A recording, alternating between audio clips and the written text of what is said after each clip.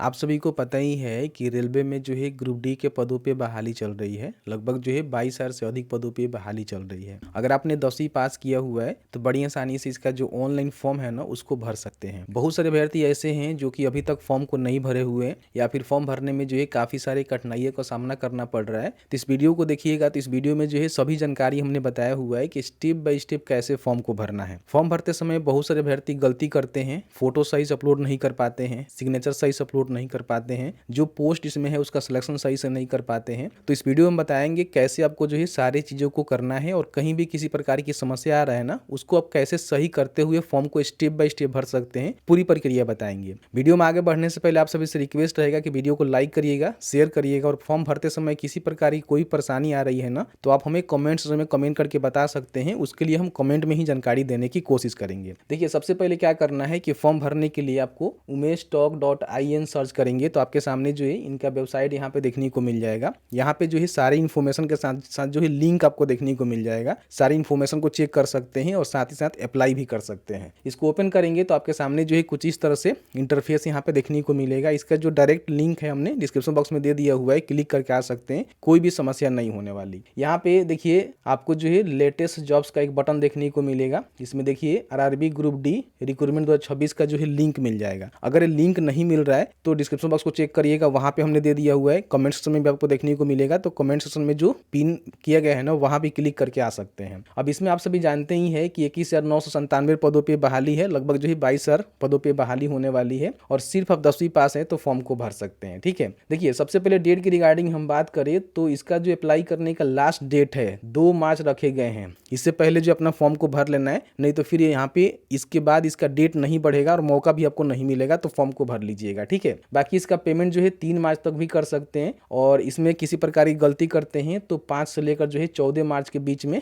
Correction भी कर पाएंगे। कोई गलती माइनर कर देते हैं तो आप यहाँ पे करेक्शन कर सकते हैं। एप्लीकेशन फी की हम बात कर रहे हैं तो जनरल ओबीसी ईडब्ल्यूएस के लिए 500 रुपये, जिसमें से 400 रुपये रिफंड हो जाएगा और एसी एसटी पीडब्ल्यूबी या फिर फीमेल है, कोई एक्स सर्विसमैन है तो उनको जो है 250 रुपये का पेमेंट करना है। 250 रुपये उनका रिफंड हो जाएगा जब वो अपियर होंगे सीबीटी एग्जाम्स में। तो बाकी यहाँ पे बताया गया है कौन कौन से इसमें पोस्ट है। तो यहाँ पे देखेंगे ट्रैक मेंटेनेंस का पोस्ट है, असिस्टेंस अपॉइंटमेंट का पोस्ट है। इस तरह से पोस्ट इसमें रखे जाते हैं। हेल्पर का है, वर्कशॉप सेट का असिस्टेंस का पोस्ट है। टोटल यहाँ पे 21,997 पदों पे बहाली निकाली गई है। क्वालिफिकेशन सिर्फ 10वीं पास है। अगर आपने आईटीआई किया हुआ है या फिर अपने अप्रेंटिसशिप किया हुआ है तो भी फॉर्म को भर सकते हैं, कोई भी दिक्कत नहीं है। उम्र सीमा की हम बात करें तो 1 जनवरी 2026 के आधार पे कम से कम आपका 18 वर्ष होनी चाहिए, अपर आपका 33 वर्ष रहेगा। बाकी इसमें छूट भी मिलता है, एसी एसटी को 5 साल और बीसी ओबीसी को जो है 3 साल, तो छूट का भी बेनिफिट आप ले सकते हैं। नोटिफिकेशन एक बार चेक कर लीजिएगा। बाकी यहाँ पे जो भी आपका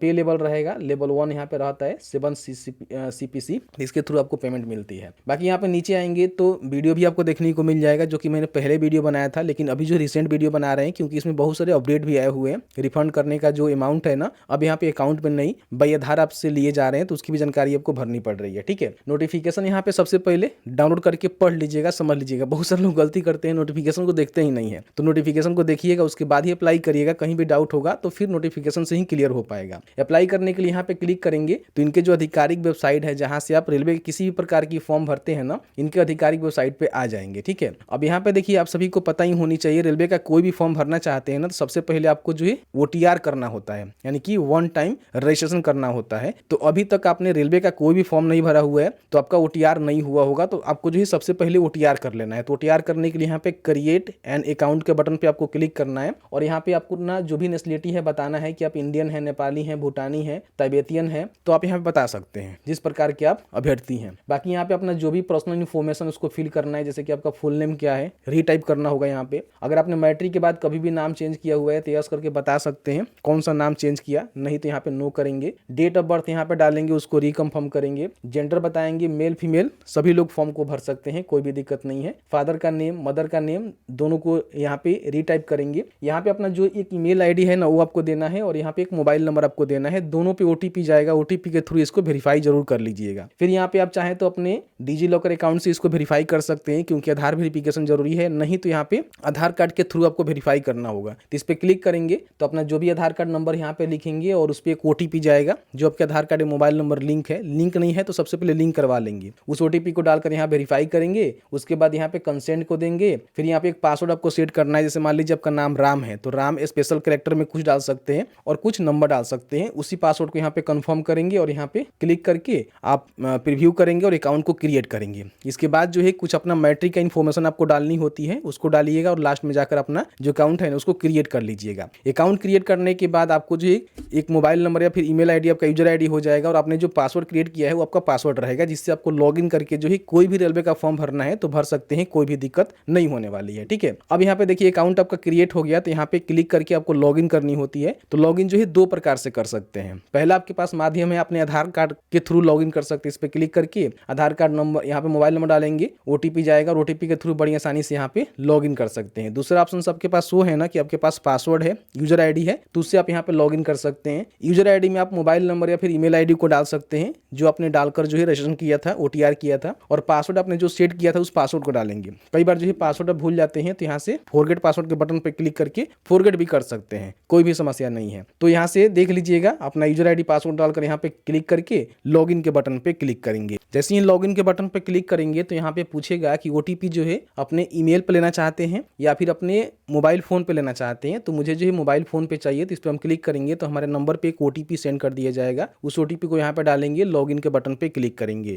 जैसे ही लॉगिन करेंगे तो आपके सामने जो है कुछ इस तरह से डैशबोर्ड आपको देखने को मिलेगा। यहाँ पे आपका आधार जो है वेरीफाई होना चाहिए, नहीं है तो सबसे पहले कर लीजिएगा क्योंकि करना जरूरी है। नहीं करेंगे तो फिर यहाँ पे एग्जाम सेंटर पे दिक्कत होगा, आपका वेरिफिकेशन नहीं हो पाएगा। यहाँ पे देखिए फॉर्म भरने के लिए जो है ऑनलाइन एप्लीकेशन का बटन आपको देखने को मिलेगा, इस पे क्लिक करेंगे तो अभी जो है रेलवे में देखेंगे तो ग्रुप डी के ही पदों पे यानी कि जो लेवल 1 7 सीपीसी वाला पोस्ट है ना वही यहाँ पे चल रहा है। और भी कोई भर्ती यहाँ पे चल रही होगी तो आपको देखने को मिलेगा, लेकिन फिलहाल जो है ग्रुप डी के पदों पे ही बहाली चल रही है। अब इसमें क्या है ना कि सबसे पहले ध्यान रखिएगा कि आपको जो है कोई एक आरआरबी का जो है सिलेक्शन करके फॉर्म को भरना होता है। जो है बहुत सारे आपको आरआरबी देखने को मिलेगा, जैसे कि यहाँ पे देखेंगे अहमदाबाद, अजमेर, बेंगलुरु, भोपाल, भुवनेश्वर, बिलासपुर, मतलब कि कोई भी आरआरबी के थ्रू आप फॉर्म को भर सकते हैं। कहीं से भी है, कोई भी आरआरबी के लिए फॉर्म को भर सकते हैं, वो आपके ऊपर निर्भर करता है। इसमें करना क्या है कि जो भी इनका नोटिफिकेशन है ना उसको एक बार डाउनलोड कर लेना है। इसमें क्या है ना कि जो भी आरआरबी की जानकारी है दी गई है कि कहाँ पे कितनी वैकेंसीज है। ठीक है, तो यहाँ पे नीचे आएंगे तो आपको देखने को मिल जाएगा कि गुवाहाटी में कितनी भर्ती है। ठीक है, फिर यहाँ पे देखेंगे गोरखपुर में कितनी भर्ती है। इस तरह से जो भी कैटेगरी वाइज पोस्ट वाइज अपना जो जानकारी है चेकआउट कर लीजिएगा। देखिए यहाँ पे पोस्ट का जानकारी है, डिपार्टमेंट है और किस कैटेगरी में कितना पोस्ट है आप यहाँ पे देख सकते हैं। तो जो भी आपको अच्छा लगे, जिस आरआरबी के लिए आप फॉर्म को भरना चाहते हैं उसको आप भरिए। इसके लिए एक बार वीडियो देख लीजिएगा, समझ लीजिएगा कौन सा आरआरबी आपके लिए बेस्ट रहेगा, उसका ही सिलेक्शन करके आपको फॉर्म को भरना है। तो यहाँ पे क्या करेंगे, अपना सिलेक्शन करेंगे। मान लीजिए मुझे मुंबई के लिए फॉर्म को भरना है तो मैंने सिलेक्शन करके यहाँ पे दोनों पे टिक किया और नेक्स्ट के बटन पे क्लिक किया। जैसे ही नेक्स्ट के बटन पे क्लिक करेंगे तो आपके सामने जो है स्टेप यहाँ पे आ जाएंगे, जिसमें सबसे पहले जो है पर्सनल डिटेल्स आपको भरना है। इसमें कुछ ओटीआर जानकारी आपका ले लिया गया है, सब आपको नहीं भरना है। केवल अपना जो भी मैरिटल स्टेटस है ना वो बताना है कि मैरिड है कि अनमैरिड है। अपना रीजन बताना है कि हिंदू है, मुस्लिम है, सिख है, ईसाई है। अपनी मातृभाषा बताएंगे कि आप जो है कौन से मातृभाषा से आते हैं। फिर यहाँ पे आप एग्जाम जो है कौन से लैंग्वेज में देना चाहते हैं। बहुत सारे ऑप्शन आपको देखने को मिल जाता है, चाहे तो बंगाली, इंग्लिश, गुजराती, हिंदी, जो भी आपको कंफर्टेबल लगे ना उसका सिलेक्शन यहाँ पे कर सकते हैं। फिर यहाँ पे दो जो है पहचान चिन्ह आपको देना होता है। अगर मान लीजिए कई सारे लोग कहते हैं ना कि मेरे शरीर पे कहीं भी तिल का कट का निशान नहीं है तो हम पहचान के रूप में क्या दें, तो आप नो मार्क्स भी लिख सकते हैं। नहीं पता है तो आपको नहीं, अगर है तो, लेकिन रहना चाहिए, कहीं ना कहीं होना चाहिए तो उसको जरूर लिखेंगे। दो आपको देना पड़ेगा, वो चाहे कट का हो सकता है, तिल का हो सकता है। ठीक है, अब यहाँ पे नीचे आएंगे तो अपना जो भी कम्युनिटी डिटेल्स है ना उसको बताना है कि आप जो है किस कैटेगरी से आते हैं।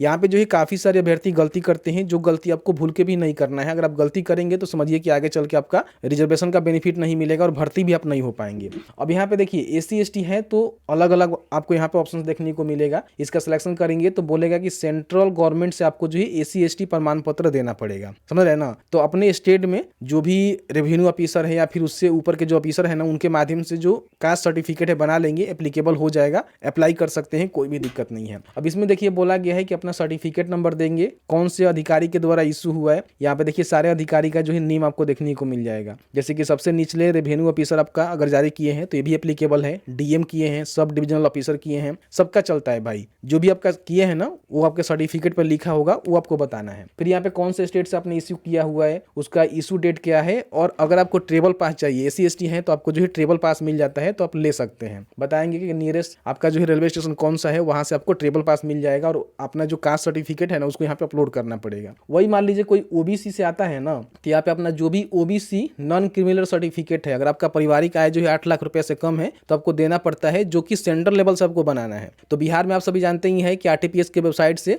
स्टेट लेवल का एक बनता है और एक जो है सेंट्रल लेवल का बनता है, तो आपको जो है सेंट्रल लेवल का ही बनाकर देना है, ध्यान रखिएगा, स्टेट वाला नहीं देना है। तो उसको बनाकर यहाँ पे देंगे, जैसे कि मान लीजिए यहाँ पे बताना होगा कि ओबीसी से हैं, तो फिर यहाँ पे यस करेंगे। उसके बाद यहाँ पूछेगा कि आप नॉन क्रिमिनल से आते हैं या फिर क्रिमिनल से आते हैं। यहाँ पे जो है काफी सारे लोग फंसते हैं कि क्रिमिनल क्या है, नॉन क्रिमिनल क्या है। तो अगर आपका पारिवारिक आय 8 लाख रुपए से कम है तो समझिए कि आप यहाँ पे नॉन क्रिमिनल में आते हैं, अगर 8 लाख से अधिक है तो क्रिमिनल में आते हैं। तो अपना देख लीजिएगा, आय प्रमाण पत्र के हिसाब से ही आपका ओबीसी एनसीएल सर्टिफिकेट बनता है, जैसे कि आप सभी को पता ही होगा। तो यहाँ पे बताएंगे और उसके हिसाब से अपना देखिए यहाँ पे लिखा भी गया है कि 8 लाख रुपया पर एनम है तक है तो आप यहाँ पे नॉन क्रिमिनल में आएंगे, ठीक है। और सर्टिफिकेट का जो यहाँ पे इशू डेट है वो बताया गया है कि कब के बाद का इशू होना चाहिए, देख लीजिएगा, ठीक है। तो अपना कास्ट बताएंगे, सर्टिफिकेट नंबर यहाँ पे लिखेंगे, कौन से अधिकारी के द्वारा इशू हुआ है वो बताएंगे, फिर यहाँ पे इशू स्टेट बताएंगे और फिर यहाँ पे कम्युनिटी सर्टिफिकेट जो इशू डेट है वो आपको बतानी होगी। बाकी कोई ईडब्ल्यूएस है तो अपना ईडब्ल्यूएस का बेनिफिट ले सकता है। तो अपने हिसाब से अपना जो भी कैटेगरी है ना उसका सिलेक्शन करके उसकी जानकारी यहाँ पे भरना होगा, कोई गलती आपको नहीं करना है। बाकी यहाँ पे अपना जो भी पोस्टल एड्रेस है, जैसे कि आपका प्रेजेंट एड्रेस कहाँ है, परमानेंट कहाँ है, दोनों सेम है तो आप टिक कर दीजिएगा, यहाँ पे कोई भी दिक्कत नहीं है। अलग अलग है तो अपना स्टेट बताएंगे, फिर यहाँ पे अपना डिस्ट्रिक्ट का सिलेक्शन करेंगे, पूरा एड्रेस यहाँ पे टाइप करेंगे, जो आपका मेजर नियरेस्ट सिटी है उसको बताएंगे, पिन कोड यहाँ पे लिखेंगे। अलग अलग है तो अलग अलग भरिए, नहीं तो टिक करिए और यहाँ पे सेव करके नेक्स्ट के बटन पे क्लिक करिए। जैसे ही नेक्स्ट के बटन पर क्लिक करेंगे तो यहाँ पे डिक्लेरेशन आपको देखने को मिलेगा, आपको इसको एग्री कर लेना है। यहाँ पे अगर आप एक सर्विसमैन है तो यहाँ पे उसका बेनिफिट ले सकते हैं, यस करके बता सकते हैं कि आप जो है कौन से सर्विस में थे, आर्मी, नेवी या फिर एयरफोर्स, रैंक बता सकते हैं। नहीं है तो यहाँ पे नो करिएगा। अगर आप डिसेबल पर्सन है, पीडब्ल्यूबीडी है, तो आप यहाँ पे यस करके उसका बेनिफिट ले सकते हैं। किस प्रकार का डिसेबिलिटी है आपके पास वो बताएंगे, सब डिसेबिलिटी कैटेगरी बताएंगे, परसेंटेज बताएंगे, ठीक है। उसका सर्टिफिकेट नंबर, यूडीआईडी नंबर है तो भी आपको देना पड़ेगा, इशू डेट भी देना पड़ेगा। लेकिन अगर आप नहीं है तो यहाँ पे नो कर देंगे। यहाँ पे स्क्राइब लेना चाहते हैं, आपको लिखने में किसी प्रकार की समस्या है तो उसका जो स्क्राइब है ना ले सकते हैं, कोई समस्या नहीं है। अगर है तो है, नहीं तो यहाँ पे नो करेंगे। देखिए एक जो है ईबीसी क्लास आता है, कैटेगरी नहीं है, बिहार में ईबीसी कैटेगरी होता है, उस कैटेगरी का जो है सिलेक्शन मत कर दीजिएगा। ईबीसी एक क्लास होता है। अगर मान लीजिए आपका जो पारिवारिक आय है वो 50,000 से कम है या फिर आप बीपीएल कार्ड होल्डर है ना, तो आपको जो है सेंट्रल लेवल पे ईबीसी कैटेगरी में रखा जाता है, जिसमें होगा क्या कि भर्ती में किसी प्रकार की रिजर्वेशन में आपको छूट नहीं मिलेगा, बल्कि जो भी आपका फी है ना, देखिए बताया गया है कि जो यहाँ पे फी इसका लग रहा है उसमें आपको छूट मिल जाएगा। मान लीजिए आप यहाँ पे जनरल कैटेगरी से हैं, ओबीसी कैटेगरी से हैं और कहीं ना कहीं ईबीसी क्लास में आते हैं तो आपको जो है 250 रुपया पेमेंट लगेगा, आपको 500 रुपया पेमेंट नहीं देना पड़ेगा। तो कहीं ना कहीं आपका जो फी है ना उसमें छूट मिलेगा। रिजर्वेशन में जैसे कि जॉब्स में आपको छूट नहीं मिलेगा, ध्यान रखिएगा। तो अगर इस प्रकार के आप अभ्यर्थी हैं तो बता सकते हैं यस करके, नहीं तो नो ही करना बेहतर रहेगा। क्योंकि अगर आप गलती देते हैं जानकारी और उसका सबमिट डॉक्यूमेंट नहीं देते हैं, ईबीसी सर्टिफिकेट नहीं देते हैं, तो आपका जो फॉर्म है ना रिजेक्ट हो जाएगा, समझ लीजिएगा, ठीक है। आप भर्ती भी नहीं हो पाएंगे। बाकी यहाँ पे बताया गया है कि अगर आप रेलवे में सेवा दे रहे हैं तो बता सकते हैं कि आप कौन से पोस्ट पे दे रहे हैं, नहीं तो यहाँ पे नो ही करेंगे, जो दे रहा है वो बताएगा। बाकी कहीं आप काम करते हैं जैसे कि central government, state government, public sector undertaking, तो बता सकते हैं, नहीं तो इसको भी नोट एप्लीकेबल करेंगे। बाकी अपने अप्रेंटिसशिप किया हुआ है एनएससी से तो आप यहाँ पे बता सकते हैं, नहीं तो नो ही करेंगे। यस करेंगे तो इसकी जानकारी देना पड़ेगा, कौन सा ट्रेड कब से लेकर कब तक किए हैं, ठीक है, उसका ट्रेनिंग डेट क्या है, ड्यूरेशन कितना है और अपने पास किया हुआ है कि नहीं, उसका एग्जाम्स रिजल्ट आया है कि नहीं आया है वो आप बता सकते हैं। अगर नहीं किए हैं तो भी फॉर्म को भर सकते हैं, मैट्रिक पे कोई भी दिक्कत नहीं है। बाकी यहाँ पे देखिए जो भी आपका आधार लिंक अकाउंट होगा ना, यहाँ पे शो कर देगा कि आपका जो है central bank of India Aadhaar link account है, जो भी रिफंड का अमाउंट है इसी खाते में जाएंगे। क्या आप चाहते हैं कि इस खाता में जाए तो रहने देंगे, नहीं तो यहाँ से चेंज भी कर सकते हैं। इस पे क्लिक करके अपना जो भी आधार नंबर उसको डालकर आप चेक करेंगे तो जो भी आपका आधार लिंक डीबीटी अकाउंट होगा वो यहाँ पे शो कर देगा, तो उसी में पैसे जाएंगे, आपको अलग से अकाउंट नंबर देने की आवश्यकता नहीं है। तो सारी जानकारी को भरने के बाद यहाँ पे सेव करेंगे, फिर यहाँ पे नेक्स्ट के बटन पे क्लिक करेंगे। अब यहाँ पे अपना जो भी क्वालिफिकेशन डिटेल्स है ना उसको फिल आउट करना है। जैसे कि मैट्रिक की जानकारी आपने पहले ही भर दिया होगा, अगर नहीं भरे हैं तो बड़ी आसानी से आप यहाँ पे भर सकते हैं। कौन से स्टेट से आपने पास किया, डिस्ट्रिक्ट, बोर्ड बताएंगे, कब आपने पास किया, या रोल नंबर क्या है और सर्टिफिकेट नंबर का जो सीरियल नंबर है वो क्या है डालकर यहाँ पे अपडेट करेंगे तो इस तरह से मैट्रिक का ऐड हो जाएगा। इसके साथ ही साथ अगर आपने मान लीजिए ITI किया हुआ है तो वो भी डाल सकते हैं, अप्रेंटिसशिप किया हुआ है वो भी डाल सकते हैं, 10+2 बैचलर डिग्री मास्टर डिग्री किया हुआ है तो वो भी डाल सकते हैं। अलग अलग डालने का ऑप्शन है, लेकिन कम से कम 10वीं पास पे भर्ती है तो 10वीं पास तो होना जरूरी है। तो देख लीजिए अगर आपने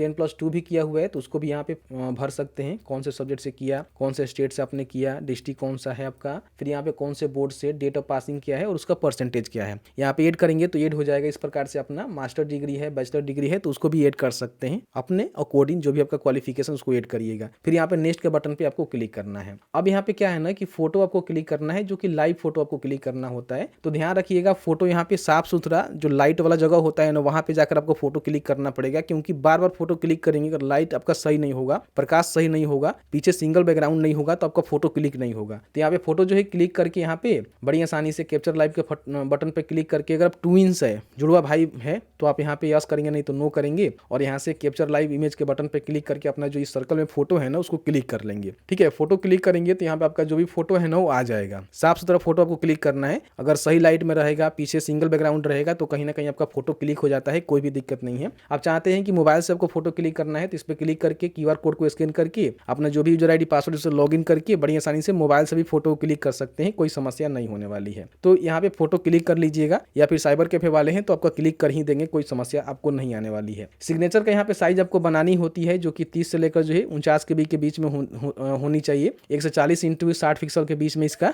रहेगा। ध्यान रखिएगा ब्लॉक कैपिटल लेटर में आपको सिग्नेचर नहीं करना है, जिस तरह से नॉर्मल सिग्नेचर करते हैं उस तरह से आपको सिग्नेचर करना है और यहाँ पे ब्राउज करके आपको अपलोड करना है। कई सारे लोग कहेंगे सिग्नेचर का साइज बनाना नहीं आता है, तो भाई आप बना सकते हैं, ये कोई बड़ी बात नहीं है। यहाँ से आप बना लीजिएगा, इसका सबसे पहले डायमेंशन दे दीजिएगा, फिर यहाँ पे इसका जो भी KB है उसको टारगेट करके आप बना सकते हैं, ये कोई बड़ी बात नहीं है। ठीक है, तो यहाँ से बड़ी आसानी से इसको अपलोड कर दीजिएगा। चूज फाइल के बटन पर क्लिक करके फिर यहाँ पे सेव करिएगा। फोटो और सिग्नेचर में कोई समस्या आ रहा है तो हमें बताइएगा, उसके लिए हम अलग से वीडियो स्पेशल ला देंगे, आपको कहीं भी समस्या नहीं आने वाला है। फिर यहाँ पे नेक्स्ट के बटन पे क्लिक करेंगे। अब जैसे ही नेक्स्ट के बटन पे क्लिक करेंगे तो यहाँ पे अपना जो भी पोस्ट का सिलेक्शन है ना उसको यहाँ पे प्रेफरेंस के रूप में देना है। तो देखिए यहाँ पे जो है अलग अलग प्रकार के पोस्ट होते हैं, देख रहे हैं ना, यहाँ पे बहुत सारे अलग अलग पोस्ट है। जो भी पोस्ट के लिए आप एलिजिबल होंगे उसका यहाँ पे प्लस का आइकन पे बटन पे क्लिक करके आप सारे को प्रेफरेंस में यहाँ पे दे देंगे। इसमें गलती नहीं करना है, सारे को प्रेफरेंस में आपको दे देना है। जितने भी पोस्ट है ना सबको जो है प्लस पे क्लिक करके आपको यहाँ पे दे देना है, जितना भी पोस्ट है। आगे पीछे भी कर सकते हैं। और उसके बाद यहाँ पे टिक करेंगे, और टिक करने के बाद यहाँ पे अपना जो भी प्लेस है यहाँ पे टिक करके लिखेंगे, और लिखने के बाद यहाँ पे सीधे क्या करेंगे कि आपको जो है सेव करना है और प्रीव्यू एप्लीकेशन के बटन पे क्लिक करके इसका प्रीव्यू सबसे पहले देख लेंगे। ठीक है, और उसके बाद जो है लास्ट में आपको जो पेमेंट है ना उसको यहाँ पे करना होता है। तो यहाँ पे सभी जानकारी को चेक कर लीजिएगा, कोई गलती किया है तो एडिट कर सकते हैं, नहीं तो आपको लगता है कि सभी जानकारी सही है तो यहाँ पे सबमिट का बटन आपको देखने को मिलेगा। इस पे क्लिक करके बड़ी आसानी से फॉर्म को सबमिट करेंगे। उसके बाद 250 रुपया फिर 500 रुपया जो भी आपका एप्लीकेबल अमाउंट होगा उसको यहाँ पे पेमेंट आपको करना पड़ता है। जैसे ही अपना पेमेंट कंप्लीट करेंगे आपका जो एप्लीकेशन है ना आपके सामने प्रिंट आउट के रूप में आ जाएगा, जिसको प्रिंट करके अपने पास सुरक्षित रख लेंगे। कहीं भी किसी प्रकार की समस्या आ रही है हमें जरूर बताइएगा, जहां तक हमारी नॉलेज होगी हम आपके साथ साझा करने की पूरी कोशिश करेंगे।